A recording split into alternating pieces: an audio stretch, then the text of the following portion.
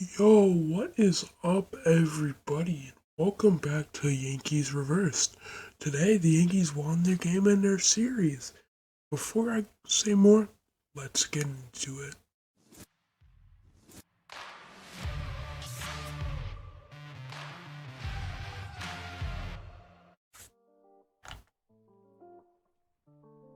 Alright, everybody. So, coming up in this post-game show, we'll have JP Sears' performance. I'll go over the normal performances. The Yankees need bullpen arms, so let's discuss that. And let's discuss the next Rays series. Which should they play next? Alright, first let's take a look at this box score. So, the final score was the Orioles 0, Yankees 2, so they won the series. Sorry if I'm talking really soft, I'm recording this pretty late and everyone's asleep.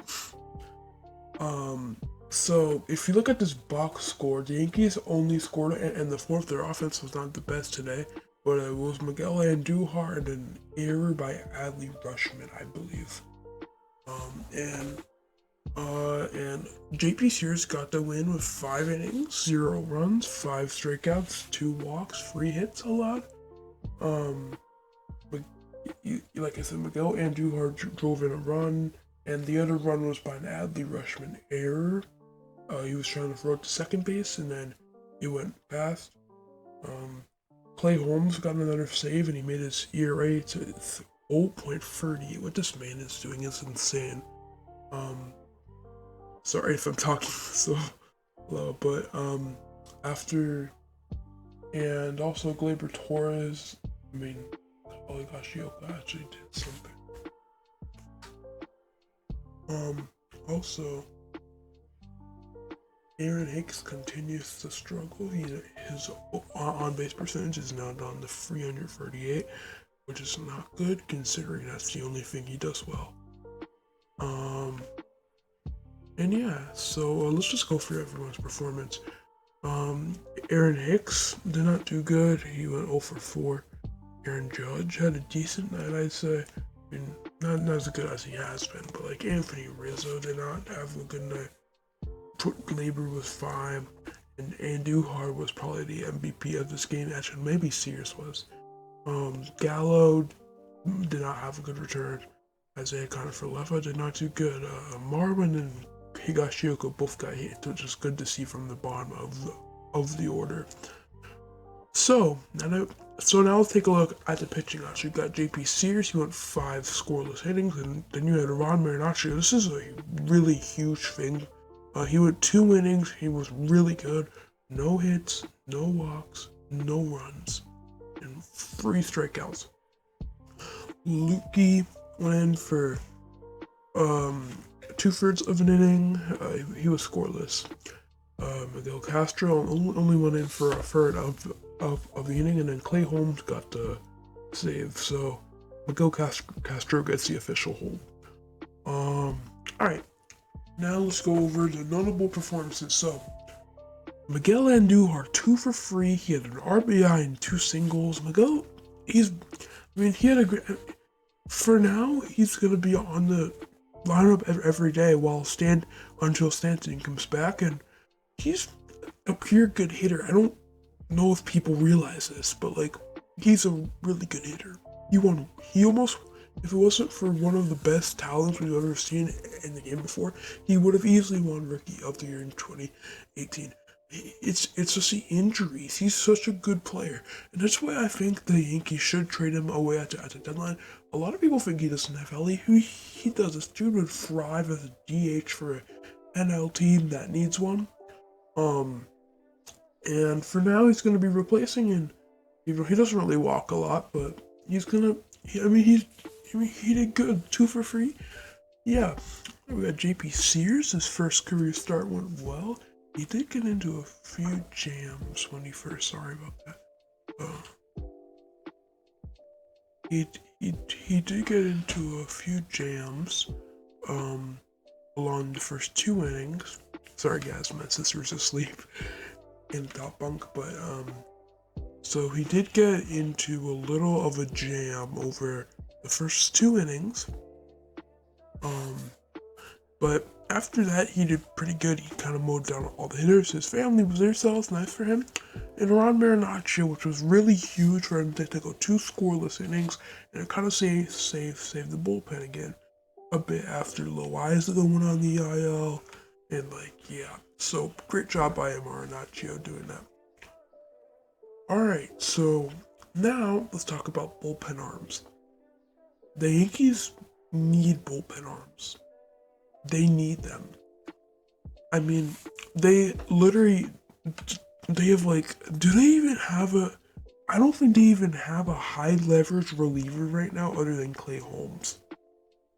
I don't, because since Loaiza goes on the IL and Chapman is on the IL, and now I don't think they have, so Hayden Westenski, I don't know how to pronounce his name, is in the minors, and he could be possible since I think they DFA'd Brantley, and he had like a 2.31 ERA and 29 something innings, something like that.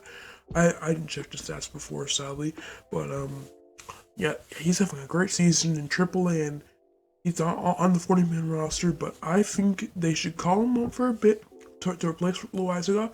He can pitch in some spots. They also have David McKay in the big leagues, who Matt Blake may fix. I don't know. They got him for $1, so considering that, he may not be very good. Yeah. Yeah, and so there's also trade options. They could either go to Clay Holmes route and acquire someone like him for Matt Blake to fix. And I mean, they may do that because it won't cost them as much, or they could go out there and get like a proven reliever like David Bednar is an option they could go for. I mean, if there are a lot of people that could go after. I mean, there's Lucas Sims out there, I believe.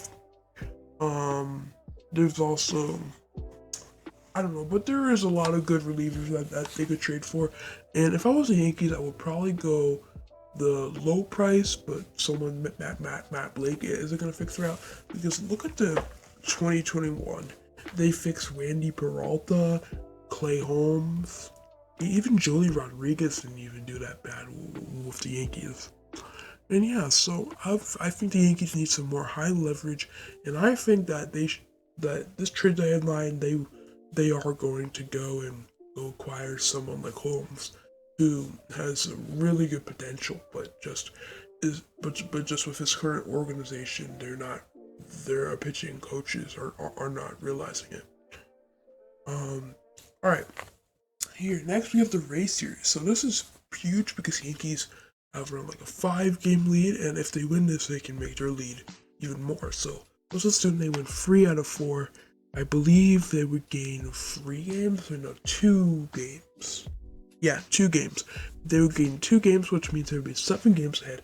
That's a great lead. We're about to go into June, and it's great for your confidence to be going into that. So I believe tomorrow it's Nestor Cortez on the bump. Even though the Yankees are struggling to provide Cortez run support over the last few games. I mean, they've kind of done that with every starter. But they're playing at the Trop, and they are not historically very good at the Trop. This is a series I'm worried. This is a series where the Yankees are going to be tested. I mean, they really haven't played a team this good the entire year. They haven't played one of the top, like the Mets, like the Twins, and this is huge. They need to win this. I would accept the sweep, but they need to take 3 out of 4. I do not.